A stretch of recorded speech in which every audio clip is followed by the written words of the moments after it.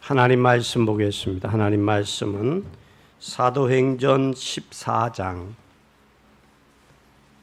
1절부터 7절까지 교독하겠습니다.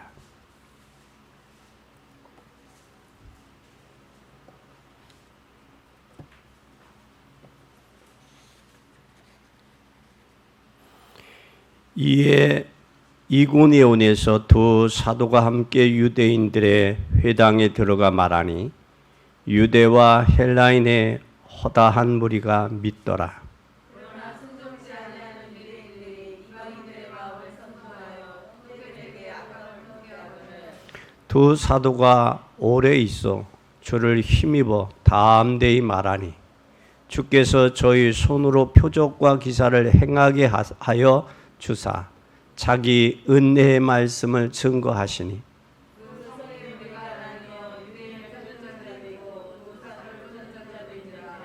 이방인과 유대인과 그 관원들이 두 사도들을 능욕하며 돌로 치려고 달렸더니 저희가 알고 도망하여 루가오니아의 두성 루스드라와 데레와리 그 방방으로 와서 거기서 복음을 전하니라. 오늘 우리가 기도 응답을 받으려면 생각을 먼저 할 부분이 있어요. 어떤 부분을 해야 되느냐면 정말 여러분 일어나는 문제들이 많이 있잖아요, 주변에. 오늘 여기에서 사도행 창세기 3장 1절에서 5절에 보면 누구가 역사하고 있느냐면 사단이 역사하고 있어요. 그리고 에베소 6장 12절에 보면 전에 눈에 보이지 아니하지만 사단이 인간의 전 세계를 멸망시키고 있다. 그래서 에베소 6장 12절에 사도 바울은 에베소 교회 성도들을 향하여 우리의 씨름은 혈과 육에 대한 것이 아니요 정사와 권세와 이 어둠의 세상 주관자들과 하늘에 있는 악의 영들에게 대함이라 그랬어요.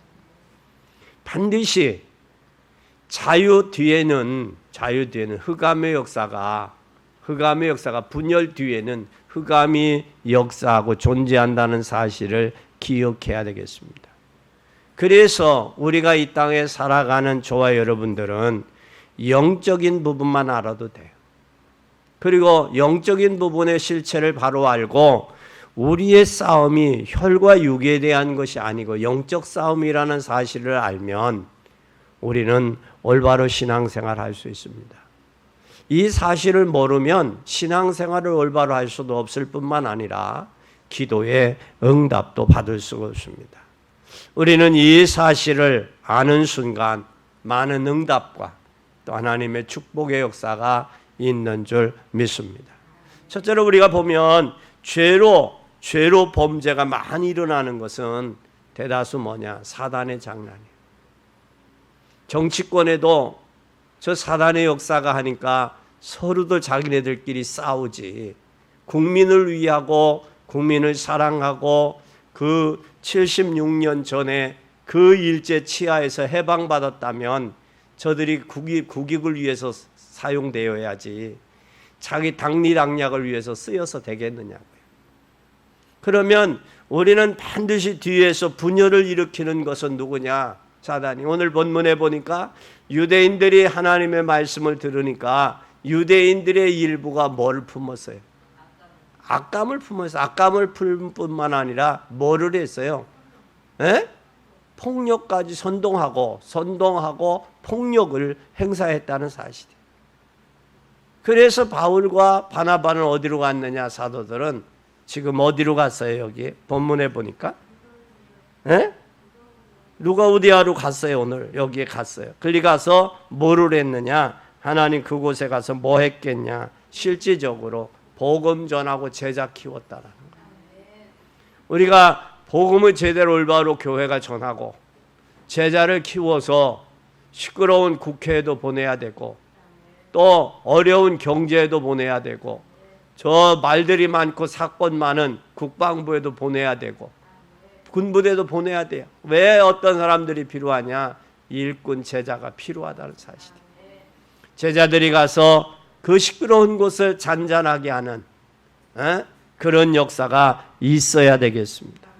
그리고 각종 각종 우상, 종교와 우상 속에는 반드시 종교와 우상을 통해서 누가 역사하느냐? 사단이, 악한 것들이 역사합니다.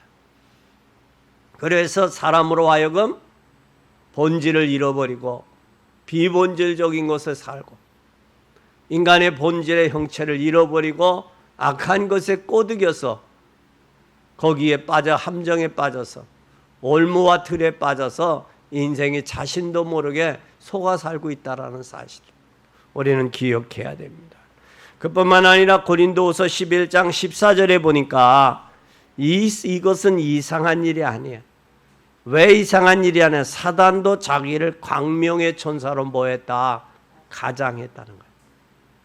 그러니까 사기꾼들은 사기치는 것은 그건 이상한 일이 아니요. 그가 본연의 마음에서 사기치는 게 아니라 그 악한 영에 사로잡히니까 사기치는 거예요.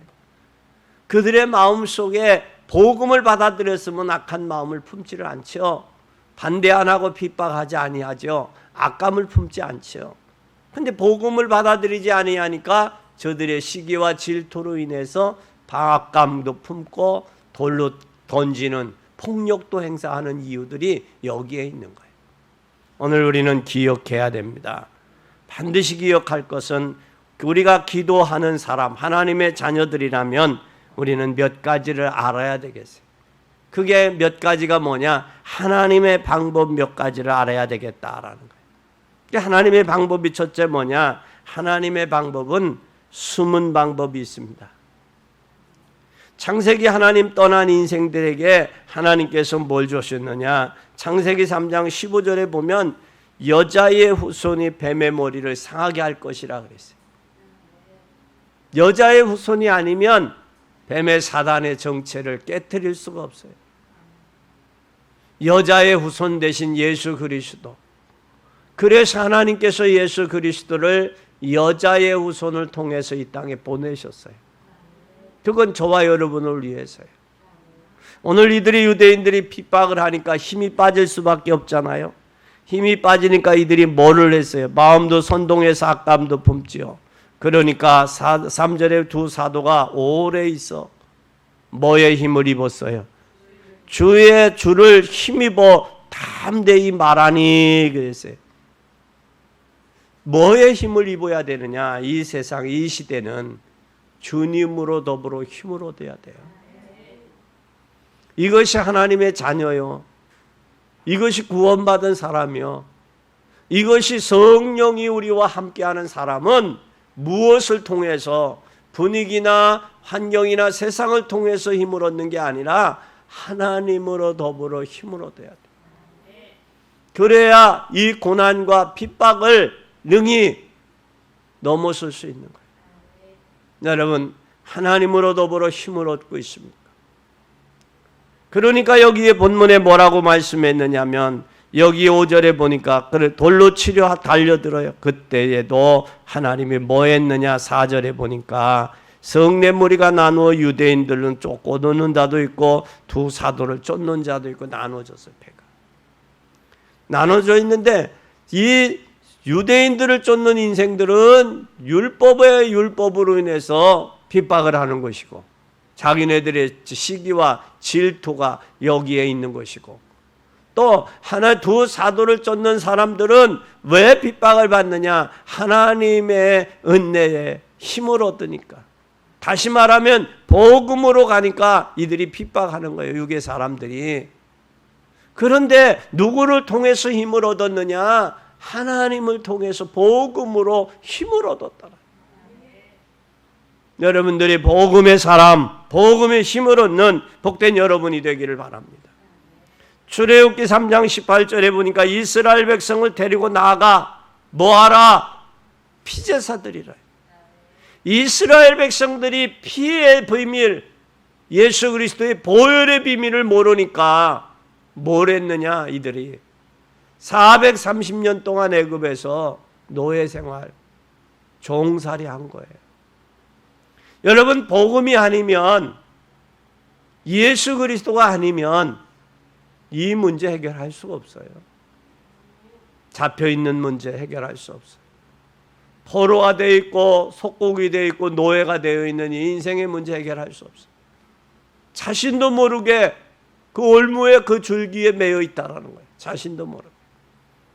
오늘 이 사실을 기억하기를 바랍니다. 그래서 십자가는 아무나 알아듣는 거 아니에요. 십자가의 보혈은. 그래서 애굽의 흑암이 무너지고 꺾였어요. 이스라엘 백성들에게는 이 6월절이 재앙이 넘어가는 날이었어요. 근데 애굽 백성들은 그 날이 뭐였어요? 재앙이 임하는 날이었어요. 오늘 우리는 기억해야 됩니다. 반드시 기억해야 돼요.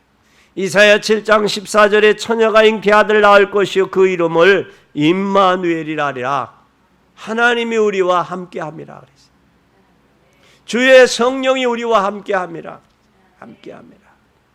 이 함께하는 귀한 역사가 있어지기를 바랍니다. 마태복음 16장 16절에 주는 그리스도시요 살아계신 하나님의 아들입니다 그랬어요. 그리스도 기름 부음 받은 자 메시아. 누가 기름 부음 받았느냐? 선지자, 제사장, 왕. 선지자는 하나님 떠난 인생에 하나님 만나는 길 되신 분. 그래서 내가 곧 길이요 진리요 생명이라고 그랬어요.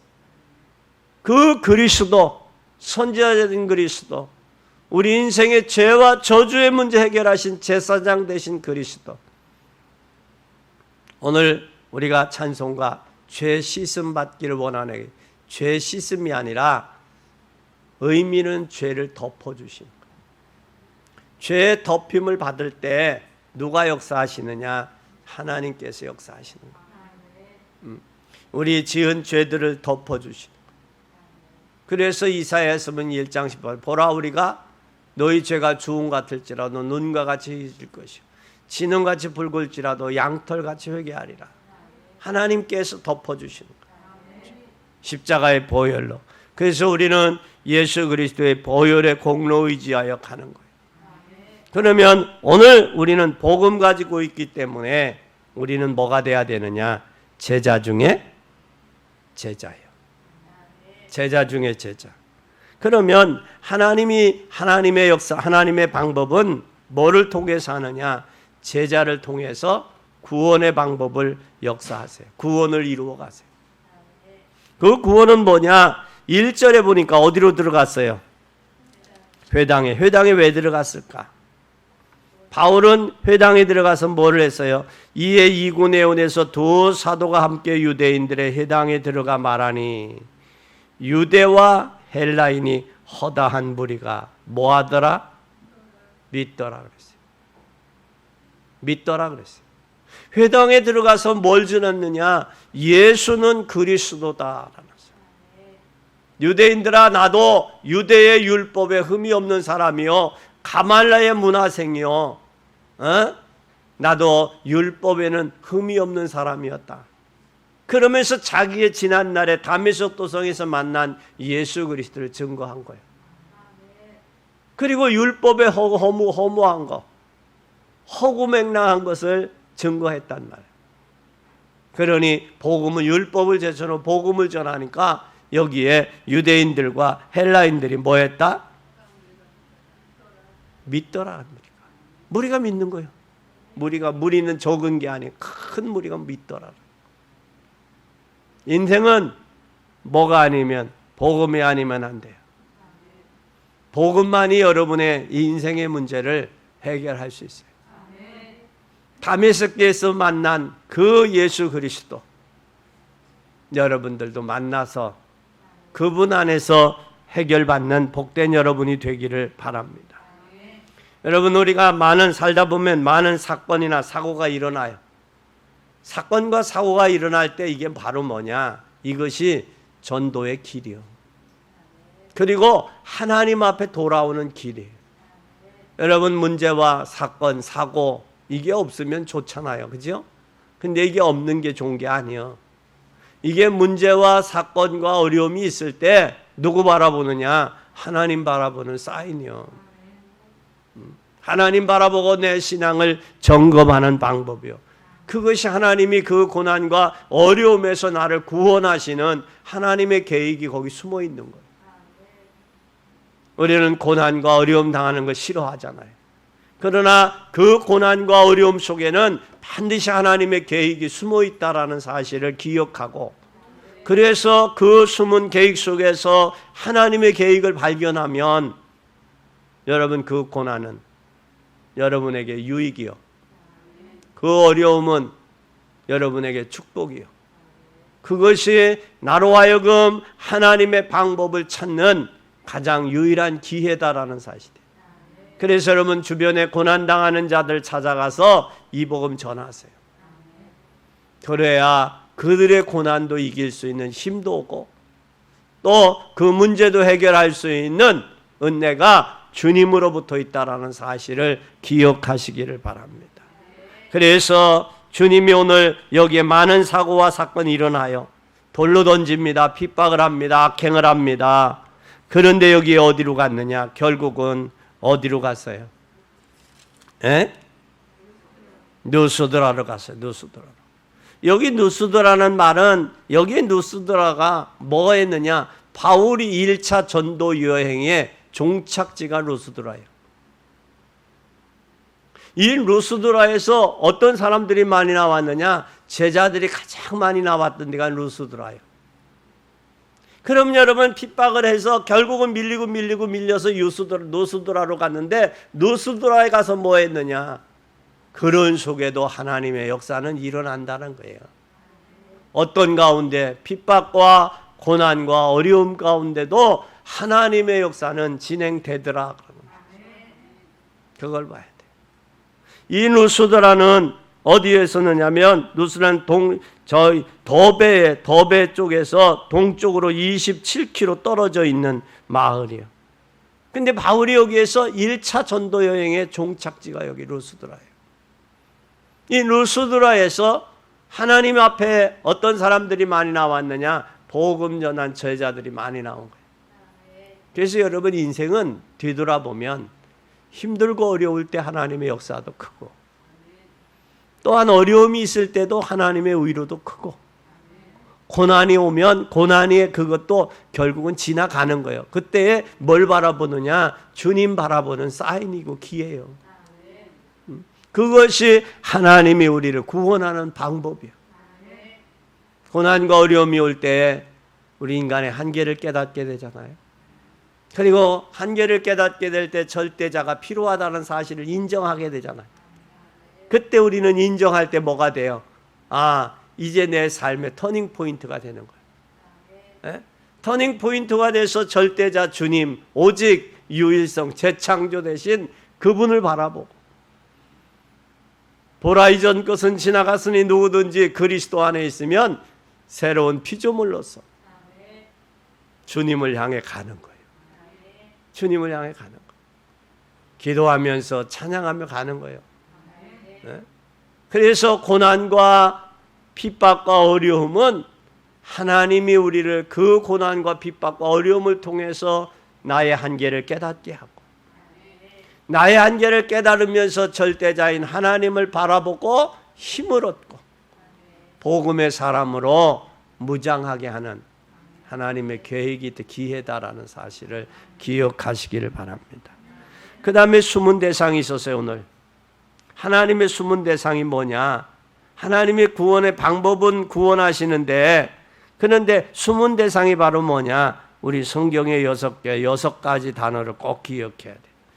창세기 3장 4, 5절에 보면 결코 뱀이 여자에게 말하되 결코 뭐하지 아니하리라? 죽지 아니하리라. 근데 2장 17절의 말씀에, 창세기 2장 17절에 뭐라고 했느냐? 선악을 알게 하는 나무 실과를 먹으면 정령 반드시 꼭 죽는다라고 했어요. 근데 하나님의 말씀을 소홀히 여긴 거예요. 그 말씀을 제대로 듣기만 했어도 뭐 했어요? 사단의 꼬임에 안 넘어갔잖아요. 우리가 여러분이 잘 아는 마태복음에 보면 가룟 유다가 여러분들이 나를 팔 사람이 있을 것이다. 그때 주여 내니까 할 때 뭐라고 그랬어요? 예수님이 내가 말하였도다. 또 나와 함께 그릇에 손을 넣는 자가 나를 팔리라. 그때 여러분 이 가룟 유다의 마음속에 이게 장악이 안 됐더라면, 예수님의 팔 생각이 장악이 안 됐더라면 그때 깨달았을 거예요. 그때. 근데 이게 장악된 생각에 사단이 장악이 되니까 요한복음 13장 2절에 보니까 가룟 유다의 마음속에 예수의 팔 생각을 누가 넣어줬더라? 사단이 넣어줬다라 그랬거든. 그러니까 그 마음에 잡혀버리니까 예수님의 말씀이 안 들어오는 거예요. 여러분, 우리가 하나님 앞에 나와 예배 드릴 때 우리가 기도로 준비하는 것은 하나님 앞에 세상적인 것 내려놓고 하나님 앞에 순수하게 소통하기를 원하는 마음에 기도가 필요한 거예요. 그래서 예배는 준비가 필요한 거예요. 준비가. 그게 뭐냐? 찬송도 준비해야 되지만 와서 기도하면서 성경, 오늘 본문의 성경을 읽어보고 오늘 이 말씀을 통해서 내가 얻을, 나에게 주신 메시지 로고스가 뭐냐, 레마로 나에게 들어야 될 말씀이 뭘까, 하나님의 오늘 본문 이 말씀을 통해서 나에게 하시고자 한 말씀이 뭘까, 그 말씀이 잡혀져야 되는 거예요. 잡혀져야. 그게 바로 예배가 되는 것이고 소통이 되는 거예요. 그래서 하나님은 우리에게 로마서 12장 1절에 우리는 신령과 진정으로 하나님이 예배드리기를 원해요. 거룩한 몸으로. 오늘 예배에 승리하는 여러분이 되기를 바랍니다. 뿐만 아니라 여기에서 먹으면 하나님처럼 된다라는 것은 이게 1순위예요. 1순위. 하나님처럼 된다. 이게 피조물이 조물주처럼 된다라는 건 이건 여러분 있을 수가 없는 거예요. 그것뿐만 아니라 창세기 6장 4, 5절에 보니까 뭐라고 말씀했느냐면 당시의 땅에는 뭐가 있었느냐, 네피림이 있었고 그 후에도 하나님의 아들들이 사람의 딸들을 취하여 자식을 낳으니 그들이 용사라. 고대 유명한 사람이라. 여호와께서 사람의 죄악이 세상의 관영함과 또 그 마음의 생각이 모든 계획이 항상 악할 뿐임을 보시고, 다시 말하니까 하나님 떠나 선악과를 먹고 사는 인생은 생각과 마음이 항상 악해. 계획 자체가 그래. 선한 계획, 하나님과 소통되고 하나님과 기도하는 그런 중심의 삶이 되어지면 되는데 이게 생각도 계획도 항상 악해. 그리고 뭐로 가느냐? 세상 것으로 가. 세상 것. 우리는 세상을 복음으로 세상을 리드해야지. 세상 것 가지고 교회에 복음을 접하면 안 돼요. 복음으로 세상을 리드해야 됩니다. 이것이 구원받은 하나님의 자녀의 축복입니다. 여러분 꼭 기억하시기를 바랍니다. 그것뿐만 아니라 창세기 11장 1절에서 8절에 이들은 뭘 했어요? 먹고 마시고 시집가고 장가가는 것에 열한이 되었을 뿐만 아니라 이들은 결국은 뭘 했느냐? 창세기 11장에 보니까 이들은 바벨탑 쌓는 거예요. 바벨탑. 여러분 이 모습을 여러분 잘 보세요. 그들이 왜 바벨탑 쌓았어요? 쌓는 이유가 바로 뭐였어요? 저들은 신할 평지를 만나서 신할 평지에서 자 우리가 서로 말하되 자 우리가 벽돌로 만들어 견고하게 성을 쌓자. 성을 쌓자. 그리고 벽돌로를 돌로 대신하고, 여러분 벽돌이 돌이 대신이 될 수 없어요. 그리고 우리가 흙으로 대신하고 역청을 흙으로 대신하고, 역청은 굳어져서 흐트러짐이 없는 게 역청이에요. 굳게 하는 거예요. 흙하고 역청하고 같을 수 있어요, 없어요?